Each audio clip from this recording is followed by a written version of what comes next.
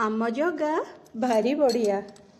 जेणु ए पूर्वे तप कले तेणु देवंक ऊर्धे गले जे शने लक्ष्मी नारायण से परी अर्जी नर राण से अनुसारे युवती जेणु भजिले निज पति धन्य से मर्त्य कर्म भूमि अल्प आयुष प्राणी जन्मी सुनीति कर्म आचरन्ति सकल आपदु तरन्ति निष्पापी जन जेबा नर स्वर्गाप वर्ग नो हेतुर जेणु निष्काम जार मति से लवे एकांत भकति स्वर्गादि भोग की तार जहि बसंती भक्त नर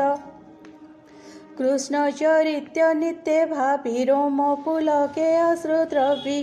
निर्मल होए बुद्धिमती अज्ञान मोह विनाशंधि ए भाव नघे निज चित्त से दुख सागरे पीड़ित से आत्मा बधे भागी होई जे नित्य विषय मर्जयी। मैत्रेय उवाच ए मन्ते शुण हे विदुर से तेप कामिनी प्रचुर से अर्चि देवी स्तुवती प्रवेशे पति लोके सती से पृथ्वी भकत उत्तम जाहांग चरित उत्तम बर्णिलु ताहांग चरित श्रवणे हुआ शुद्ध चित्त से पृथ्वी गुण उपाख्यान श्रद्धारे पढ़ती जे जन से पृथ्वी पद कुलभंती जन्म मरणु निस्तरंती ए चारि वर्ण मध्य गते पढ़ती शुणती जे नित्ये ता सर्व काम होए सिद्धि सकल गुणे से प्रसिद्धि जे विप्र जन एहा पढ़े ब्रह्म पद कुलभे दृढ़े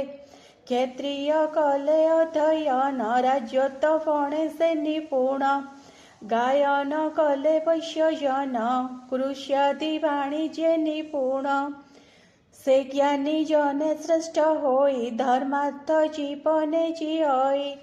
श्रवणे शुद्ध हुए सुखी भगत मध्य ताकु लेखी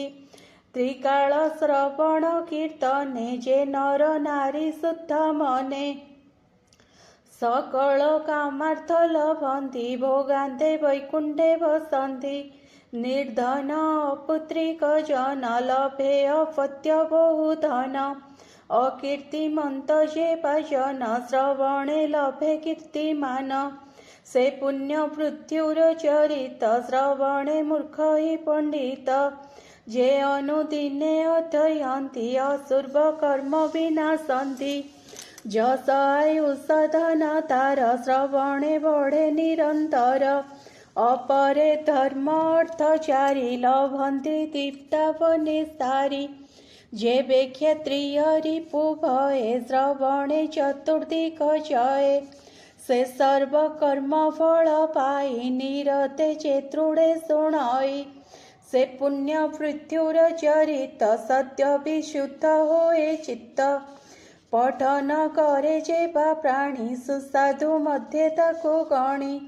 शुण विदुर सावधाने से पृथु चरित आख्याने अमृत रसमय गीत श्रवणे निस्तरे पतित पार्थवी गति होए तार स्वर्गाप वर्ग न हेतुर ए मोह संसार तारणे अन्यथा नाही उद्धारणे।